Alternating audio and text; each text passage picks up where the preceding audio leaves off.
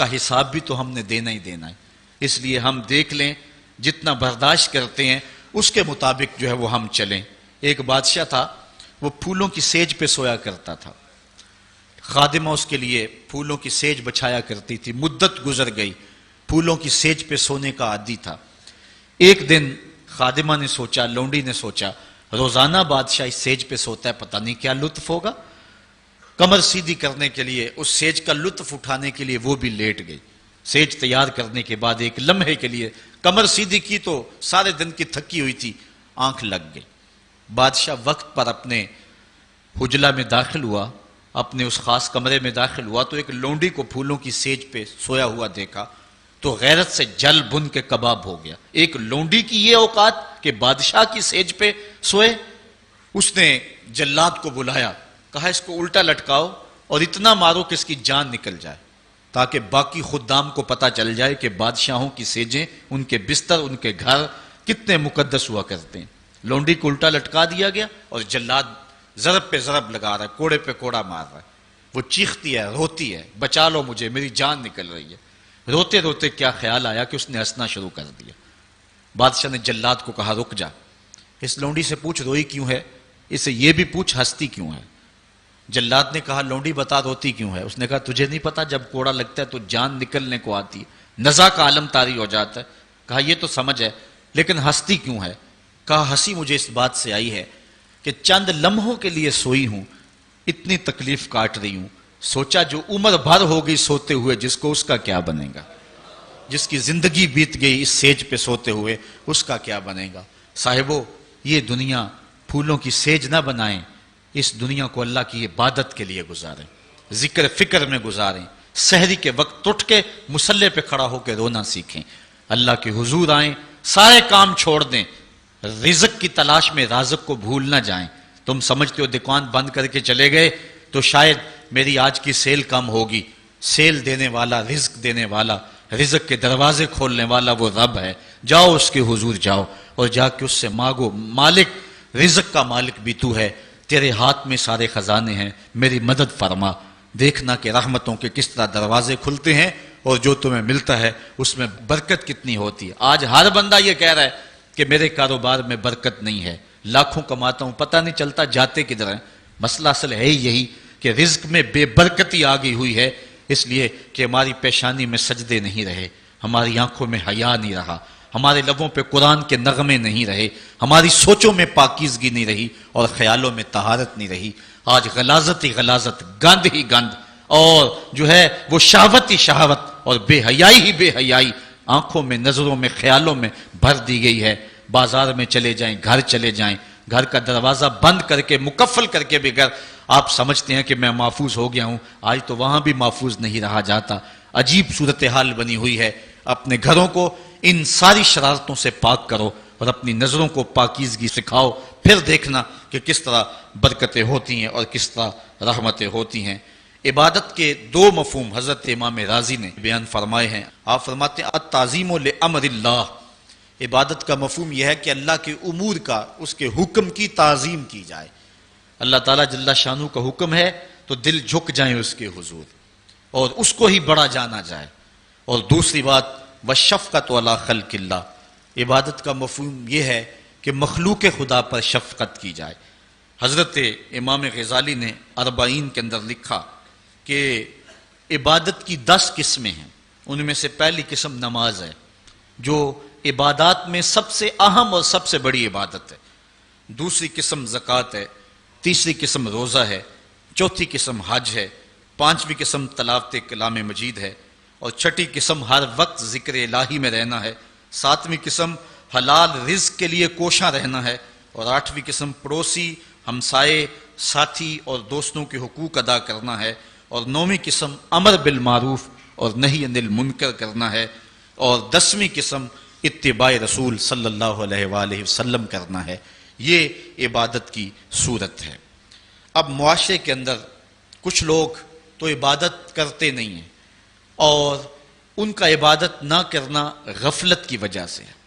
ایک طبقہ ہے کہ وہ عبادت کا قائل ہی نہیں، وہ دہریے ہیں، اللہ کے وجود کا انکار کرنے والے ہیں، اور ایک طبقہ تیسرا وہ ہے جو عبادت کرتا ہے لیکن اللہ کے علاوہ کچھ اور لوگوں کی، جس طرح کہ بت پرست ہیں یا دیگر لوگ. لیکن اہل ایمان جو ہیں وہ اللہ کی عبادت کرتے ہیں، اس کے علاوہ کسی اور کی عبادت نہیں کرتے، اس عبادت میں تساہل اور سستی نہیں کرتے.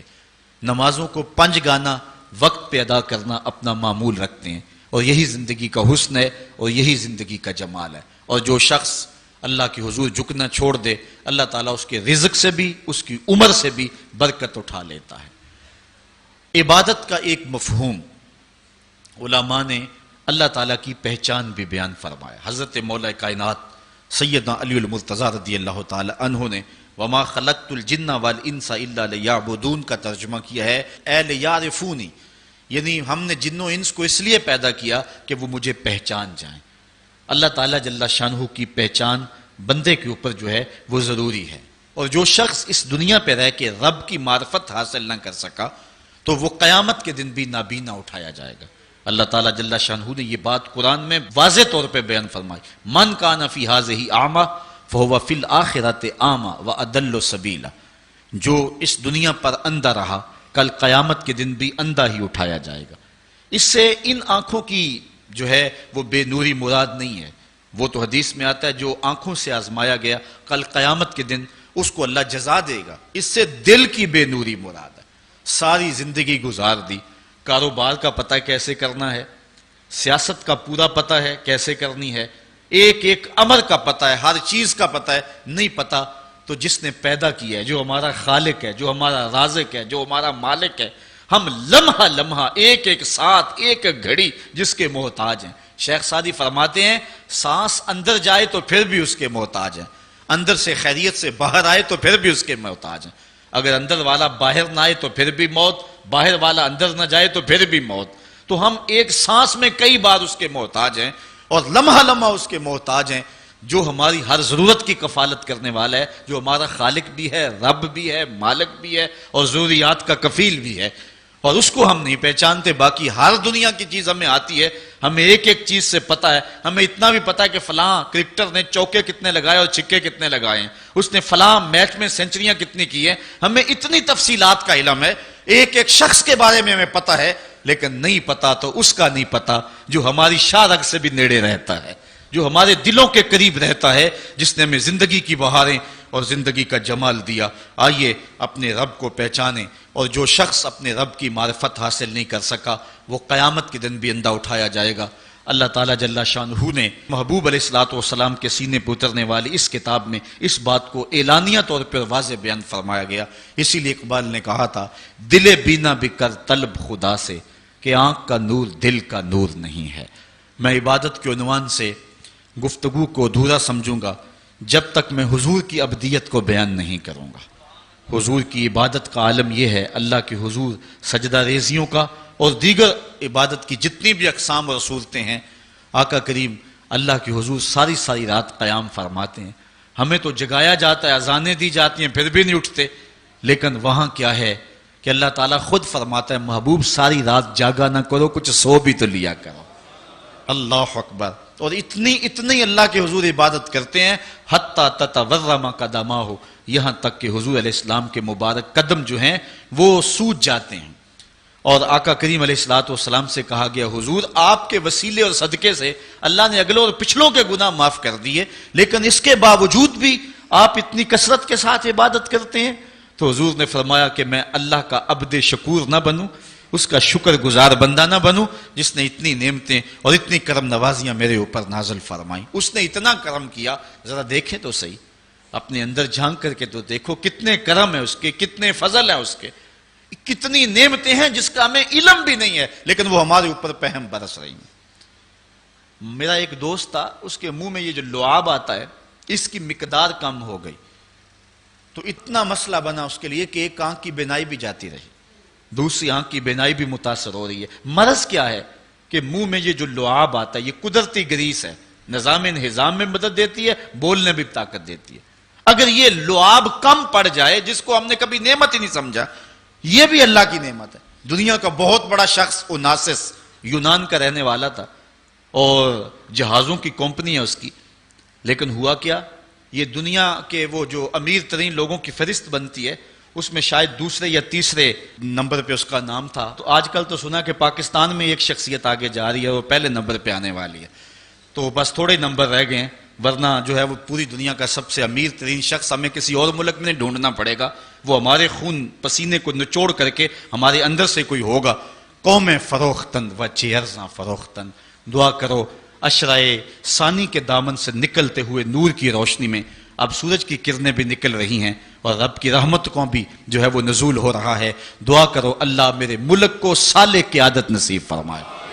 تو اوناسس جو ہے وہ جہازوں کا کام کرتا تھا، اس کی بہت بڑی جو ہے وہ کمپنی تھی. ہوا اسے کیا، اس کے یہ آنکھوں کے جو پپوٹے ہیں یہ کام کرنا چھوڑ گئے. یہ قدرت نے سسٹم لگایا، آٹومیٹک سسٹم. ادھر سے تنکا اڑا، ادھر آنکھ بند ہو گئی.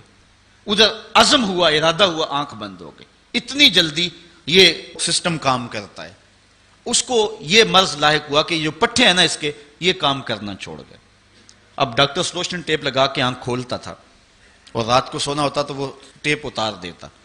کسی نے اوناسس سے پوچھا کہ تیری زندگی کی سب سے بڑی آرزو، انٹرویو کرتے ہوئے اس نے کاش میں اپنی آنکھیں اپنی مرضی سے کھول سکوں. کہا اس کے لیے قیمت لگانی پڑے تو کوئی پیسے لگا سکتا ہے؟ اس نے کہا ساری دولت جھونک دوں گا لیکن کاش اپنی آنکھیں اپنی مرضی سے کھول سکوں.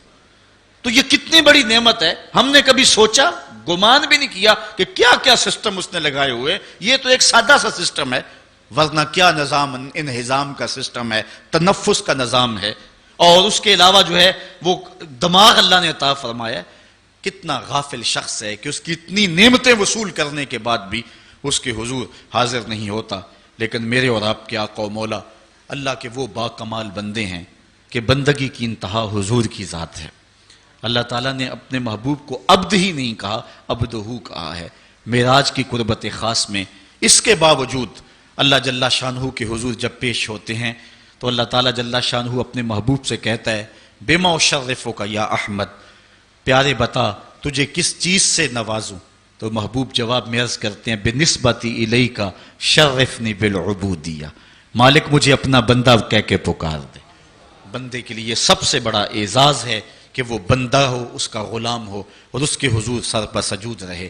آج کی اس حسین صبح میں اور اس روشن رت کے اندر بندگی کے عنوان سے یہ چند باتیں میں آپ کے گوش گزار کی. اللہ تعالیٰ مجھے آپ کو اپنی رحمتوں اور کرم نوازیوں کا نور نصیب فرمائے.